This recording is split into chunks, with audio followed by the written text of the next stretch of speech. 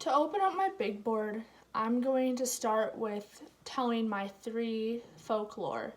Those are the stories of Bigfoot, Mothman, and the Gloucester sea serpent. So just to show a little bit of what I'm going to do, I'm just going to tell the story of Bigfoot right now, or some of the tales about him.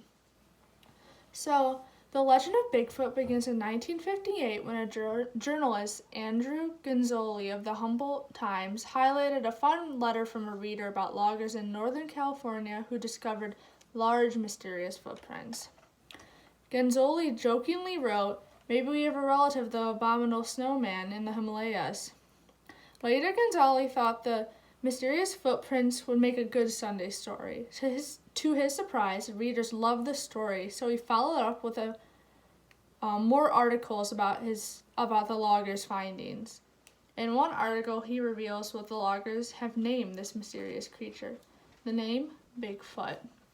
Now that's the beginning, but a lot of the time before that, there's many stories about him that just weren't documented. So one of those is actually documented in President Theodore Roosevelt's 1892 book, The Wilderness Hunter. The story was being told to Roosevelt from the main character in this story, or the main person involved in this story, Bauman. In the mid-19th century, a man, Bauman, and his partner were trapping along a remote stretch in Montana's Wisdom River. After setting camp, the two men began setting traps. When they returned to the campsite, they found their bags rummaged through and their tent torn down. That night, Bauman was awakened by a rustling leaves and a foul stench. Immediately, he rose to see a large ape-man standing a few yards away. He quickly gets up and grabs his rifle, shooting in the direction of the beast. He scares the creature away, thankfully, but Bauman and his partner decide to leave the area and set up camp downriver the next night. During the next day, while his partner and him are setting up, Bauman goes to collect the traps from before while his partner's finishing up the site. When Bauman returns, he is horrified to see his partner dead with a bent neck and bite marks on his throat. He knows the ape-man was responsible for this, and not wanting to wait around, runs to the nearest town for help, rifle in tow. Bigfoot, a creature you might think is friendly due to media, movies, pictures, anything nowadays, is really a lot more ravenous than you'd think. Bigfoot is primarily known as a very tall, 8-foot tall creature that is hairy and primate-like, with a foul stench of death. He roams in the most remote of woods and is highly feared. Bigfoot is very primal, and a lot of the times he does, or him or her, attack when there is loggers or other humans in the area because they're on their territory. Since Bigfoot is so primal, it will attack anyone that is on his territory or just is in the way. Also, Bigfoot is primarily found in the Pacific Northwest of America.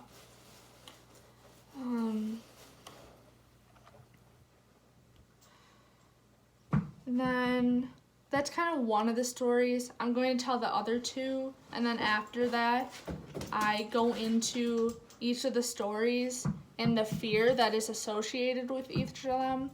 So for Bigfoot, I'm looking at the fear of the forest, and that's mainly going to focus on how the forest is so vast and unexplored in some areas of our country that Bigfoot could be out there and we just might not know. Also, I mentioned how Bigfoot could be a human that never evolved into civilization, could be just part of nature still, and so secret and so adapted to the forest that Bigfoot's only seen at certain times, and is so good at hiding that there's never really good documented source or information about him or her.